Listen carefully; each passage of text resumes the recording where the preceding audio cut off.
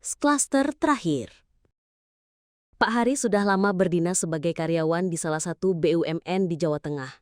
Hidupnya sederhana bersama istri tercinta, Bu Rita, dan putri sematawayangnya yang beranjak remaja, Ana.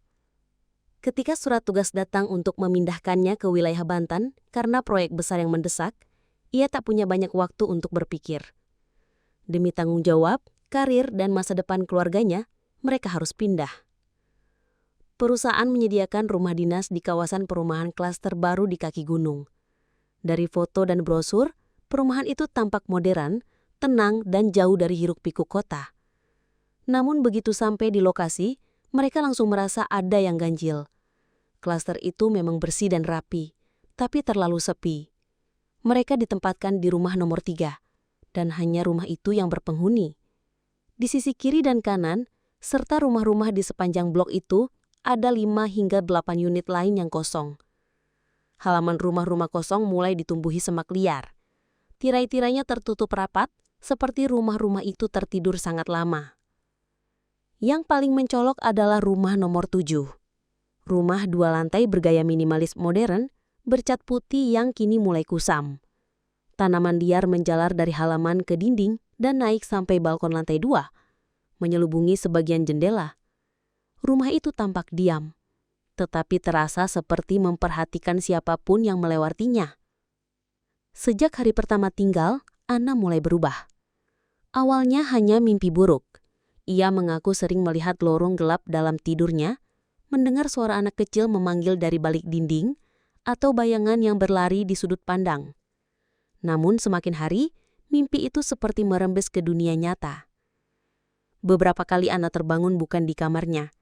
Ia ditemukan tidur di dapur, di bawah meja makan, bahkan sekali di teras depan rumah tengah malam, dalam kondisi bingung dan gemetar. Pak Hari dan Bu Rita awalnya mengira itu sleepwalking, tapi Ana mulai mengatakan sesuatu yang membuat mereka terdiam.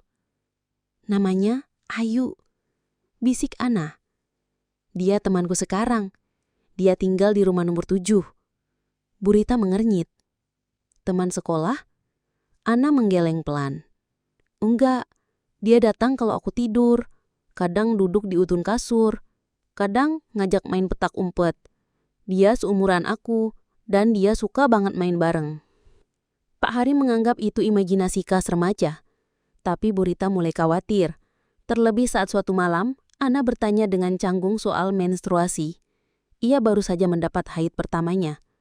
Bu Rita menjelaskan dengan tenang dan sabar. "Kalau sudah dipakai, pembalutnya dibungkus pakai plastik ya. Taruh di tempat sampah dapur aja dulu. Besok pagi kita buang keluar." Ana mengangguk. Malam itu, sekitar pukul 1, Bu Rita bangun karena haus. Ia turun ke dapur. Ketika menyalakan lampu, tubuhnya langsung membeku.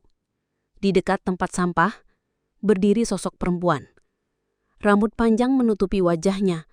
Bajunya compang-camping, tubuhnya kurus dan membungkuk. Tangan pucatnya menggenggam kantong plastik bening dan menjelati pembalut bekas Ana dengan lidah panjang berwarna abu-abu. Suara basah dan lengket mengisi ruangan yang sunyi. Ketika sosok itu perlahan menoleh, wajahnya nyaris tidak berbentuk. Namun ia tersenyum. Senyum panjang dan terlalu lebar. Lampu dapur padam seketika. Bu Rita jatuh terduduk. Saat Pak Hari datang, ia menemukannya menggigil, menunjukkan tempat sampah yang kini kosong. Tak ada yang percaya pada mereka. Tapi bagi keluarga kecil itu, semua terasa semakin nyata.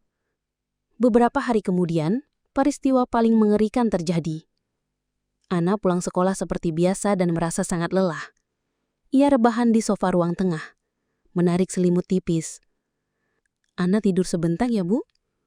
Bu Rita mengangguk, lalu kembali ke dapur. Hari menjelang sore dan langit perlahan menggelap. Sekitar pukul 5 sore, Bu Rita hendak membangunkan Ana. Tapi sofa itu kosong. Ana tak ada.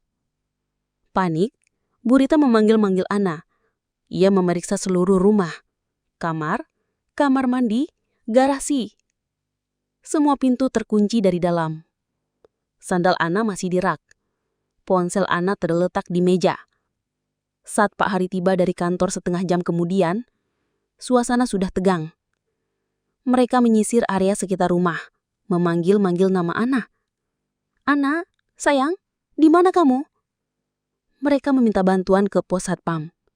Warga sekitar mulai berkumpul. Pak RT ikut turun tangan. Sekitar 4 warga ikut membantu pencarian. Mereka menyisir taman belakang, semak-semak, gang-gang kecil, bahkan belakang perumahan. Waktu menunjukkan pukul 10 malam. Burita terduduk di teras. Tubuhnya gemetar, air mata tak berhenti mengalir. Tapi di tengah kesedihannya, ia teringat kata Ana. Ayu suka ngajak aku main ke rumahnya. Rumah nomor 7. Tanpa pikir panjang, Burita berdiri dan menatap Pak Hari dengan mata yang baru saja terbuka. "Mas, cari ke rumah nomor 7. Gerbang rumah nomor 7 berkarat, hanya diikat kawat usang. Saat disentuh, krek, pagar itu terbuka. Langkah mereka menembus semak liar. Rumah itu gelap total. Bau lembab, tanah basah dan udara dingin menyambut. Pak Hari menyalakan senter. Pintu rumah terkunci. Tapi saat dicoba lagi, perlahan terbuka sendiri. Ruangan itu gelap dan dingin. Debu tebal, dinding berlumpur, cat terkelupas. Tangga kayu di ujung lorong berderit saat diinjak. Pak Hari dan warga menaikinya pelan-pelan. Di lantai 2, hanya ada satu kamar. Pintu kayu terbuka setengah. Senter diarahkan. Ana. Ia terduduk di pojok ruangan, memeluk lutut. Baju ke sekolahnya kotor. Wajahnya pucat. Tapi ia tersenyum, seperti habis bermain. "Ayu udah pergi, Bu," bisiknya lemah saat Burita memeluknya sambil menangis. "Aku nemenin dia sebentar aja. Dia cuma kangen teman." Di dinding belakang Ana, terlihat coretan krayon. 2 anak perempuan bergandengan tangan. Satu berambut ponjang, satu lagi mengenakan seragam SMP. Pagi itu juga, mereka pergi. Tanpa pamit, tanpa surat pindah, dan tanpa melihat ke belakang. Kini rumah mereka ikut kosong. Blok itu tetap sepi. Namun malam-malam tertentu, jika seseorang lewat di depan rumah nomor 7, terkadang terdengar suara tawa kecil. Tawa anak-anak yang bermain lompat tali.